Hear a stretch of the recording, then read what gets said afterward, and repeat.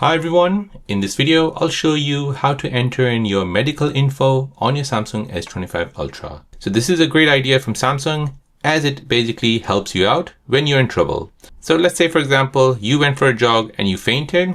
Someone can come and look at your phone and they'll be able to get some medical information out of you. So let me show you how to fill in your medical info. So first go ahead and bring down the notification bar, tap on settings at the top right.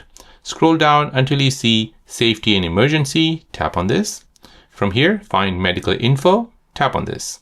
Now here you can go ahead and fill in your medical info, so your name, your medical conditions, your blood type, allergies, current medications, weight, height, date of birth, your address, your organ donor, and any other medical notes.